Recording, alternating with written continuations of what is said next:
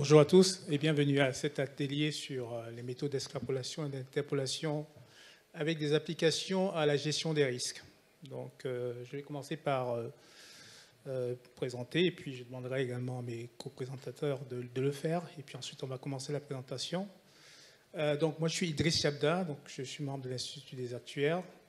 Donc, je suis actuellement consultant indépendant je travaille donc dans une entreprise qui gère des risques en asset management.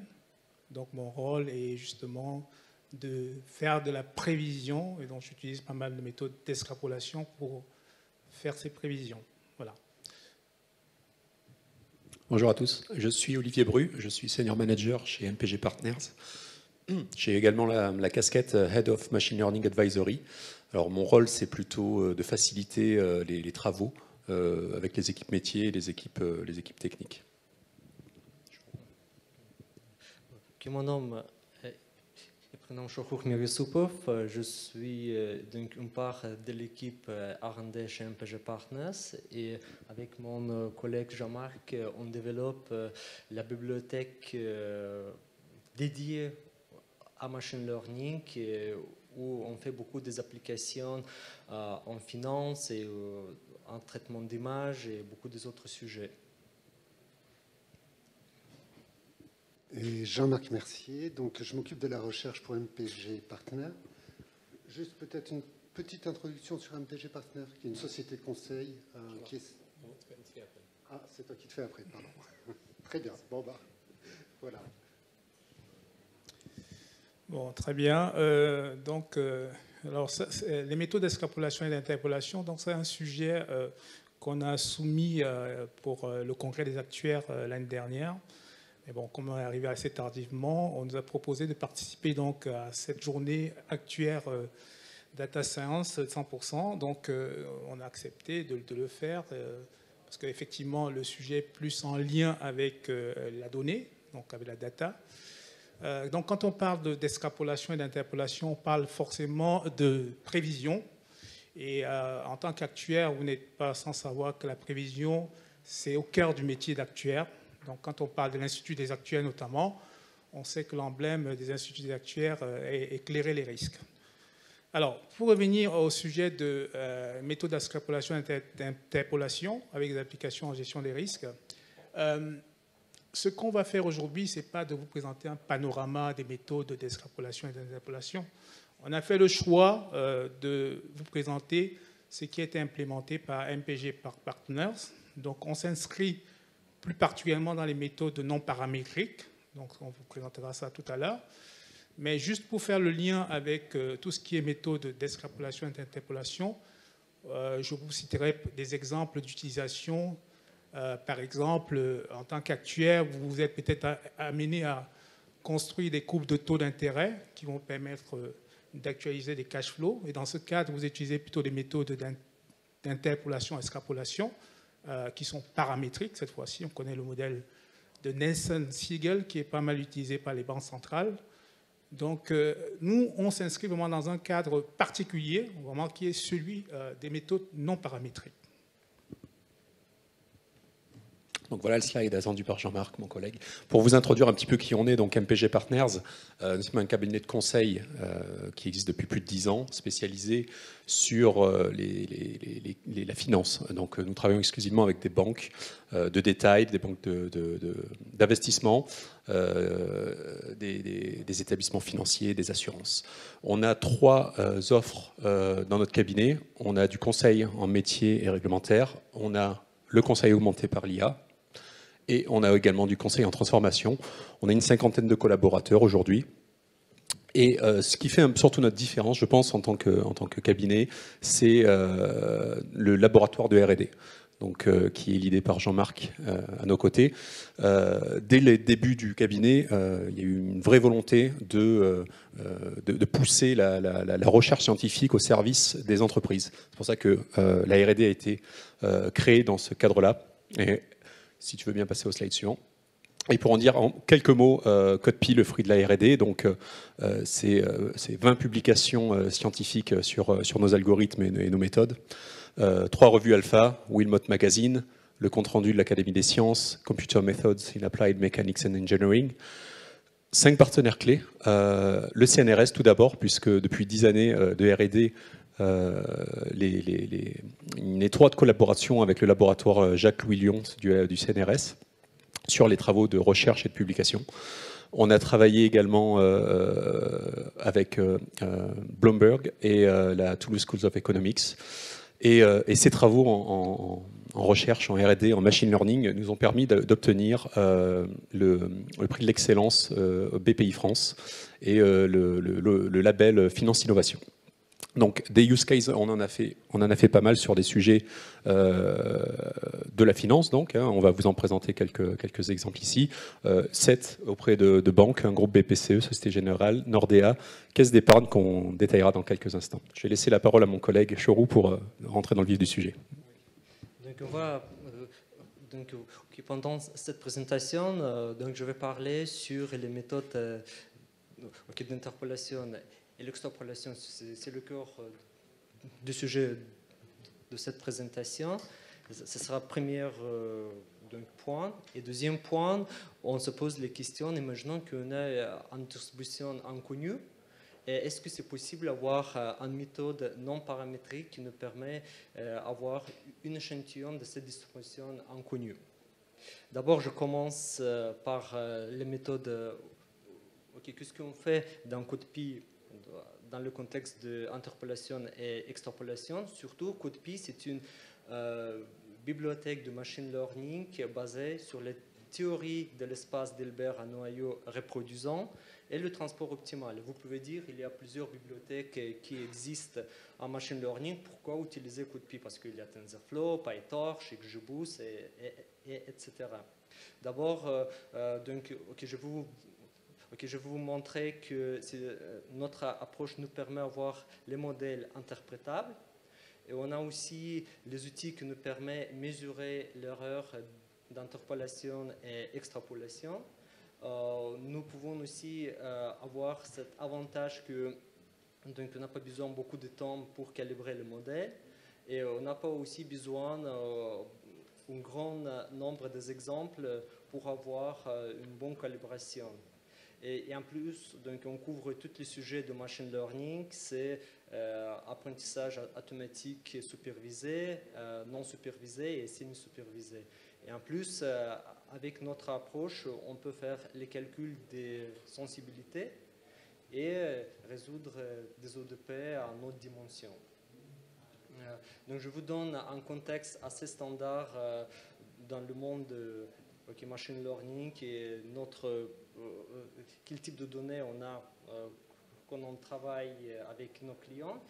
Imaginons qu'on a une variable explicative x dans la dimension d et taille nx. Et on a aussi la variable de réponse fx dans la dimension de f et la taille nx. Et ce qu'on aimerait faire, c'est établir une relation entre x et fx. Et ce process, on appelle l'apprentissage automatique supervisé. Et la pratique assez standard dans le domaine de machine learning, c'est couper les données en training set et test set. Par exemple, avec training set, on calibre notre modèle.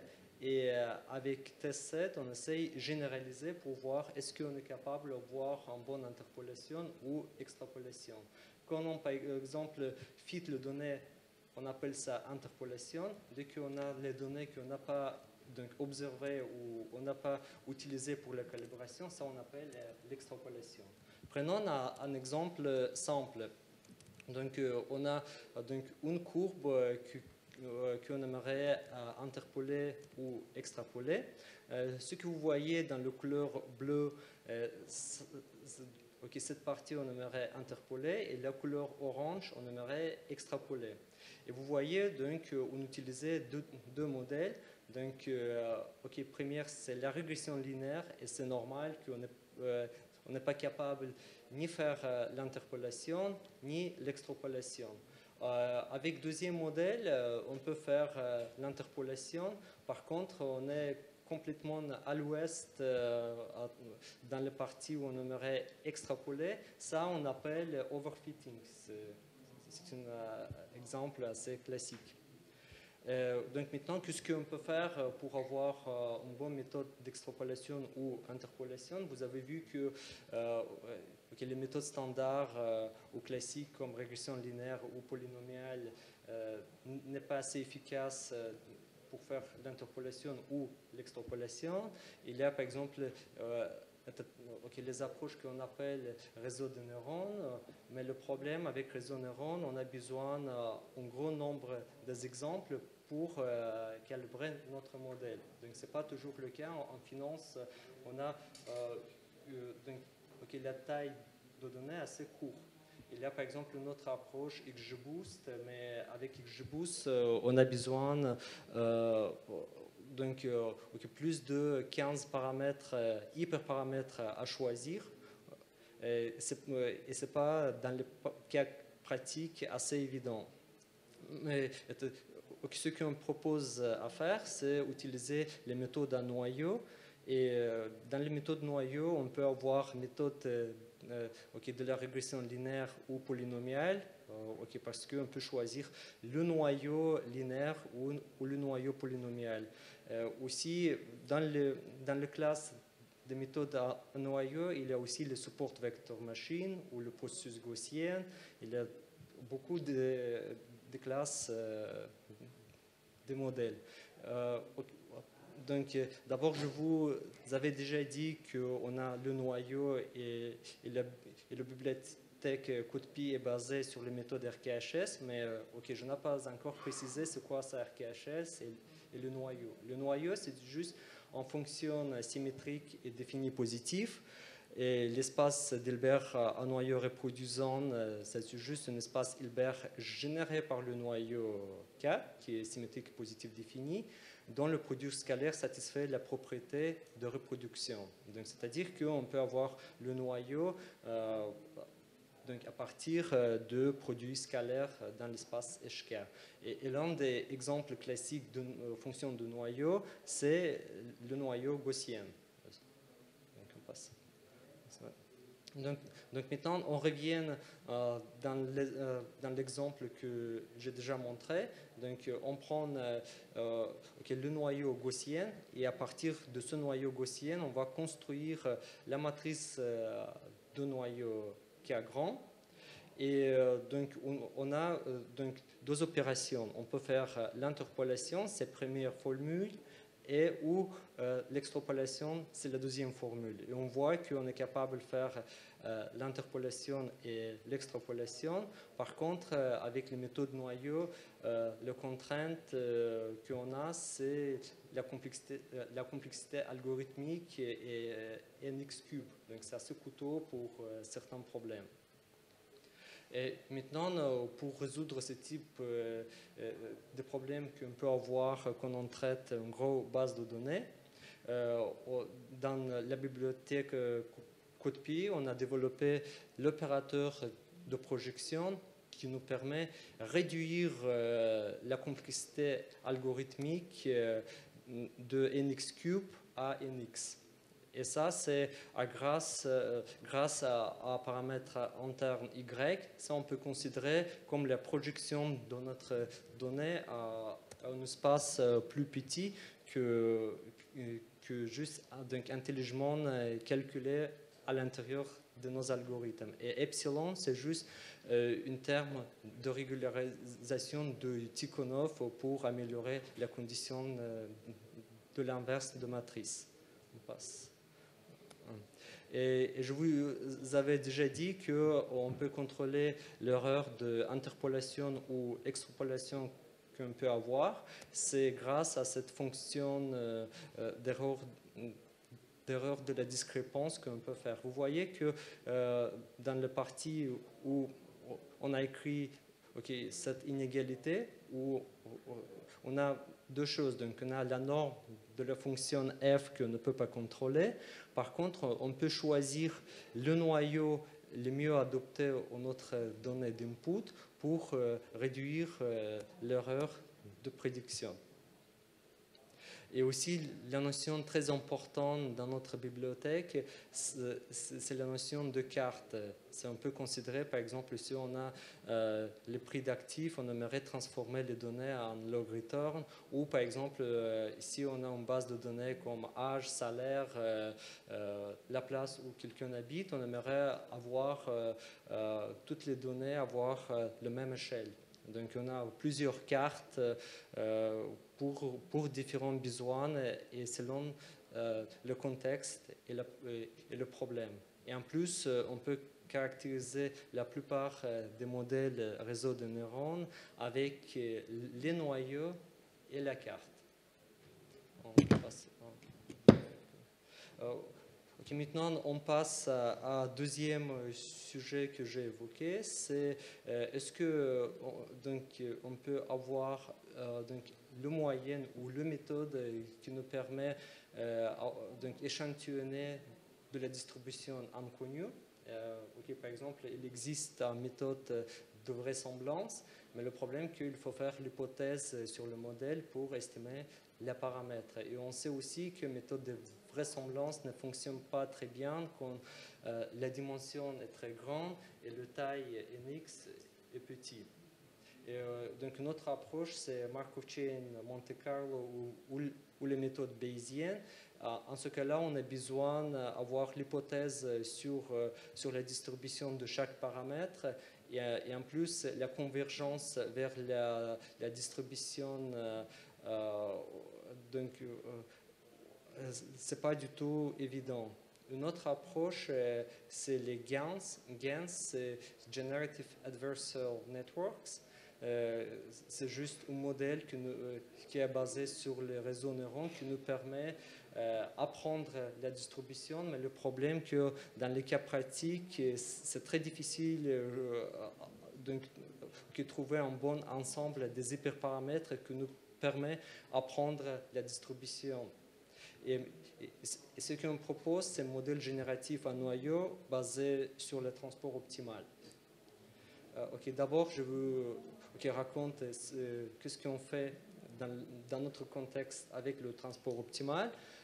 Donc, imaginons qu'on a deux distributions. Donc, on a la distribution source qui est assez simple à échantillonner Y, et on a la distribution inconnue X. Et ce qu'on cherche à faire, c'est trouver un plan de transport, c'est-à-dire que trouver le chemin le plus court de chaque point dans la distribution Y vers le point de la distribution X.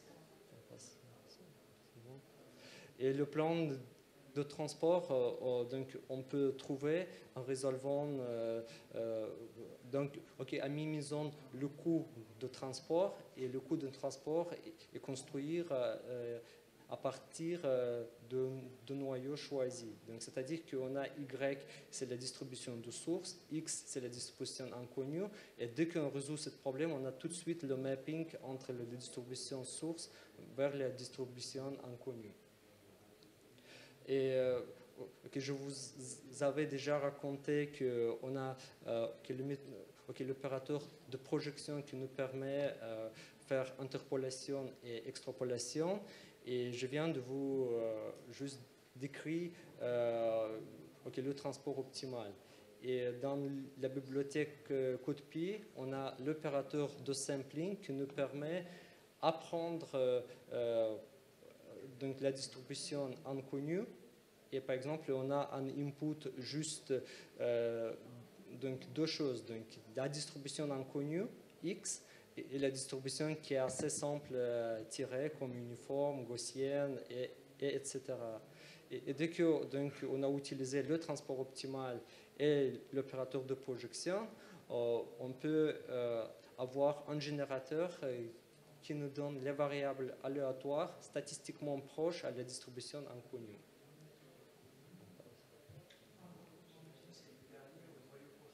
Oui, c'est ça. Donc c'est pour ça que je fais ce diagramme. Donc on a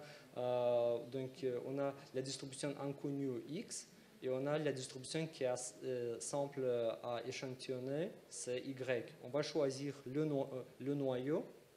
On calcule le plan de transport on applique l'opérateur de projection et à la fin, donc, ce qu'on a besoin, c'est juste rééchantillonner de la distribution Y les variables aléatoires Z et on va obtenir à partir de l'opérateur sampling G de Z l'échantillon qui est statistiquement proche de la distribution inconnue X. Et je vous présente l'interface de CodePy. Donc, on a normalement 3 inputs qu'on a besoin. Donc, c'est X, Fx et Z. Donc, si Z égale à X, c'est le cas où on fait l'interpolation. Si Z différent de X, on fait l'extrapolation. Et on a juste 2 hyperparamètres à choisir, c'est le noyau et la carte. Et deuxième fonction, c'est la fonction sampling. On a juste 4 inputs. On a la distribution inconnue X. On a la distribution donc Y. On a juste 2 ensembles de variables Z et Y qui viennent de la même distribution Y. Et M, c'est le nombre de variables aléatoires qu'on aimerait échantillonner. Et comme dans le cas de l'opérateur de projection, on a juste 2 hyperparamètres à choisir, c'est le noyau et la carte. Donc on passe à un cas d'usage qu'on a traité il y a un an. Imaginons qu'on a un prix d'actif avec la profondeur historique T et on fait juste une seule hypothèse, c'est l'hypothèse markovienne. Mu, c'est la moyenne. T-S, c'est la différence entre temps. Et X grand, c'est la distribution inconnue. Et maintenant, la question qu'on posait, est-ce qu'on peut avoir un générateur qui nous permet, à partir du prix, par exemple du prix Google, avoir différents scénarios du prix de cet actif. Donc, et ce qu'on peut faire, c'est d'abord choisir le noyau K et appliquer la carte de logarithme. Et vous voyez qu'après cette transformation, X tilde, c'est juste la distribution X inconnue qu'on aimerait estimer. On applique l'opérateur de sampling pour obtenir des échantillons Z. Et on applique la transformation inverse S-1 par rapport à Z. Et par exemple, dans le graphique, vous pouvez donc observer le prix réel de Google et différents scénarios de prix qu'on peut avoir. C'est à partir du générateur G de Z. Et je donne la parole à mon collègue Olivier. Merci. Moi, je vais vous parler d'un cas un peu plus concret, un cas d'une situation réelle qu'on est en train de faire, qu'on est en train de réaliser, qui est en cours auprès d'une caisse d'épargne. L'application donc de CodePy et de la partie consulting au service d'un client. Alors bancaire, je suis désolé, c'est pas sur de l'assurance, mais le cas reste quand même intéressant. C'est de l'optimisation de recouvrement de créances. Donc on est sur du NPL, Non-Performing Loans. Le client nous avait approché avec plusieurs problématiques. Pour rappeler un peu le contexte, dans le cycle de vie de crédit, quand on arrête de payer son emprunt, son prêt, on arrive auprès de cette équipe recouvrement amiable. C'est pas vraiment des gens avec qui on a envie de parler, même s'ils sont très sympathiques, mais tous nos paiements sont mis en suspens. Donc voir avec eux pour se remettre à rétablir des plans de paiement et rembourser la dette. Plusieurs objectifs à ce sujet. Déjà, l'amélioration opérationnelle. Il y a beaucoup de volume qui arrive dans ces équipes-là, qui n'ont pas forcément nécessité d'y être. Donc c'était vraiment, premier objectif, limiter le recours au recouvrement pour optimiser l'opérationnel. Un deuxième sujet, c'est l'attrition des clients. L'expérience est un petit peu dégradée, si vous voulez, quand on arrive auprès de ces équipes parce qu'on se retrouve sans moyen de paiement, etc. Donc beaucoup de clients quittaient la banque. Donc c'était aussi un autre objectif que le client voulait éviter. La fraude, identifier dès l'impayé des cas de fraude pour pouvoir les adresser plus vite, les sortir de la banque. Et enfin, provision, limiter les impacts financiers pour la banque, puisque les IFRS 9, les provisions sur ce type d'actifs coûtent énormément à la banque. Donc, c'est de pouvoir les réactiver au plus vite ou alors les céder. Et donc, on a mis en place, alors c'est un petit peu petit, je l'avoue, mais j'espère que vous aurez le loisir de lire la présentation plus tard, vous expliquer ce qu'on a réalisé. On a réalisé un score qui nous permet, en fait, au moment de l'incident, de scorer avec CodePi et de pouvoir prédire quelle va être l'espérance de recouvrement. Et en fonction de cette espérance, si elle est en agence, si elle est en équipe de recouvrement amiable ou si elle est en contentieux, on va adresser plus rapidement les clients vers le recouvrement, vers les équipes de contentieux, ou à l'inverse, si on juge que la probabilité est forte de recouvrir en laissant les agents, en laissant les clients en agence, eh bien on va les laisser plus longtemps. Donc on va partir du process assez figé où tout le monde avait la même procédure. Au bout de 30 jours, 40 jours, automatiquement, ils passaient en agence. On perdait du temps sur ceux qui avaient des difficultés. Et à l'inverse, il n'y avait pas forcément nécessité de tous les adresser. Donc on a réalisé ça sur cette base, une base de 100 000 incidents sur une historique qui nous a permis de construire à la fois notre base d'entraînement et notre base de test. Donc on a réalisé un premier POC, un Proof of Concept. On a transformé leurs variables en séries temporelles. On avait 60 variables qui pouvaient être utilisées. On a créé un algorithme qui en a sélectionné 7 discriminantes qu'on a retenues pour le modèle. Et donc on a créé ce modèle pour eux. Et les résultats du POC étaient parlants. 90% de fiabilité obtenue pour la trajectoire prédictive. Est-ce qu'on va vers une amélioration ou une détérioration? Et 98% de fiabilité obtenue sur les probabilités de perte dans une fenêtre à l'intervalle qui était opérationnellement utile. Et ils nous ont fait confiance. On est en train aujourd'hui, à l'heure actuelle, tous les jours maintenant, de scorer. On est en MVP. On a déployé un minimum viable product. On score quotidiennement leurs nouveaux impayés. On leur adresse le score et derrière, ils gèrent la partie opérationnelle. Donc, on suit ça de près avec eux sur toute la partie data science. On les a formés à nos outils. On les a accompagnés. On a travaillé sur la data. On a travaillé sur le processus opérationnel, sur l'implémentation.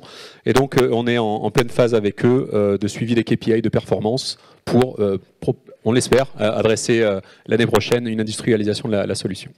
Je vais rendre la parole du coup à mon collègue Idriss.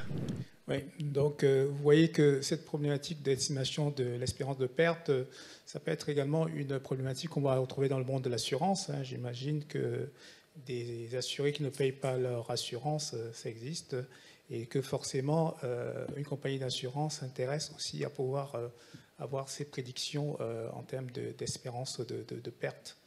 Voilà. Donc en termes de conclusion, je voudrais simplement dire que vous avez vu que les méthodes d'extrapolation, pour revenir vraiment à la gestion des risques, elles nous permettent vraiment d'anticiper. Donc, on a dit qu'on pouvait estimer en gros des pertes avec des espérances de pertes. On a vu avec ce qu'a présenté Olivier.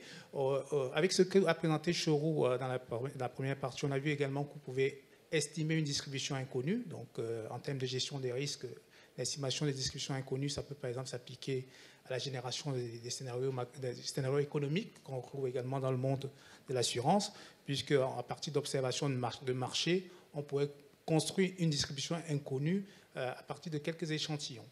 Donc tout ça pour vous dire que CodePi est un libre service, c'est vraiment un open source, et je vous invite tous à aller consulter et voir ce que vous pouvez en tirer de cette librairie. Alors en attendant, peut-être je vais prendre vos questions et puis on pourra y répondre.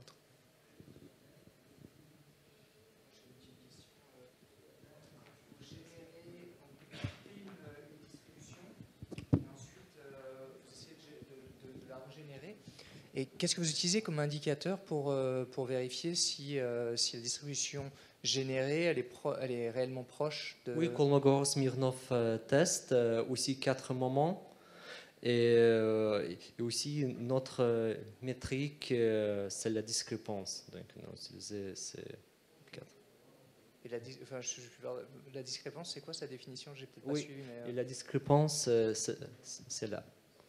C'est juste, on a deux donc, l'intuition derrière la fonction de la discrépance, on a 2 nuages de points et on essaie de trouver la distance, la somme de la distance de chaque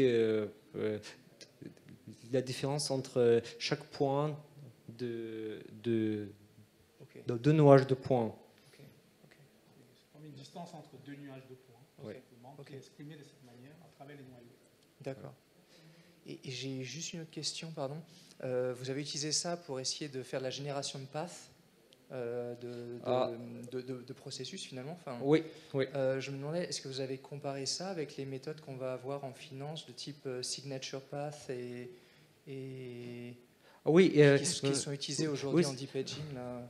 Oui, c'est ça. Donc, signature, il a aussi une approche qui s'appelle signature kernel et signature path, mais donc, quand on a comparé, le temps de calcul est juste 100 fois plus important par rapport à notre méthode et ça ne donne pas aucun avantage par rapport à ce qu'on a obtenu.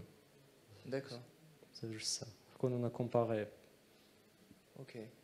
Y compris avec des processus dont à variation finie, enfin. Oui. Ok. Oui.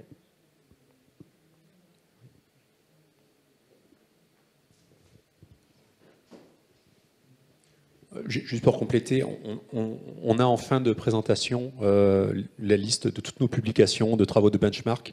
Donc vous trouverez pas mal de lectures, je pense, pour aussi répondre à vos questions.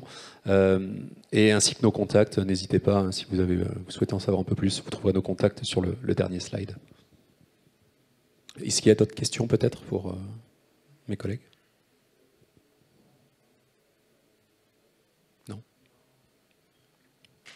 Écoutez, merci beaucoup, merci de votre attention.